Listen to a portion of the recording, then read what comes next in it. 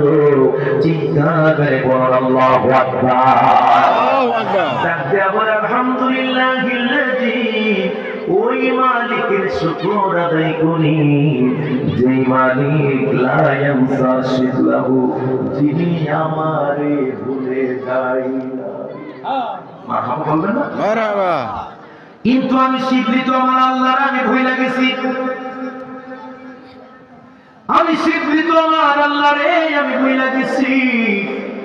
আওয়াজ দেয়া জবান করে, যাদের জবান আছে ওয়াজ বুঝে থাকলে বলবেন, জবান করে বলেন, আল্লামা শিবলির হাত থেকে যখন গোশতের প্যাকেট নিয়েছিল, উনি একটা কথা মসজিদে ঢুকে বলছিল,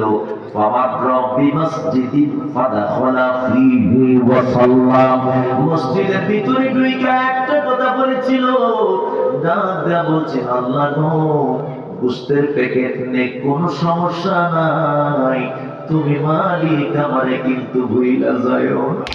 আল্লাহু আকবার। আল্লাহু আকবার বলবেন, আল্লাহু আকবার। তুমি মালিক আমার এক সেকেন্ডের জন্য ভুলে যাইও না।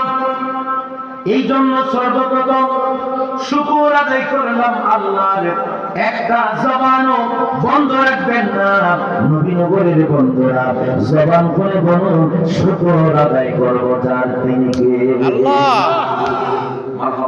মারহাবা। সর্ব অবস্থায় বলবো আলহামদুলিল্লাহ। পারবেন? জোরে বলেন, পারবেন?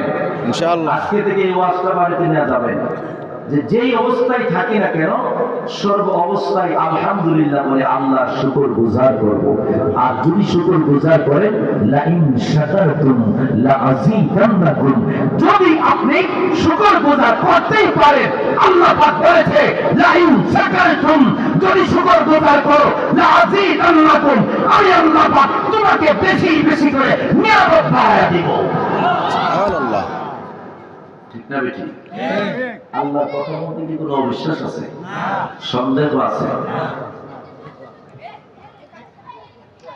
এই জন্য আপনাদের কাছে আমি মজার কিছু আলোচনা করে যাইব। একটা জবান বন্ধ রাখবেন না, জবানটা খুলে খুলে আওয়াজ দিয়ে একটু দুরূদ শরীফ মদিনায় পাঠাবো। রাজি আছেন? নেই? উচ্চ আওয়াজ দিয়ে আল্লাহুম্মা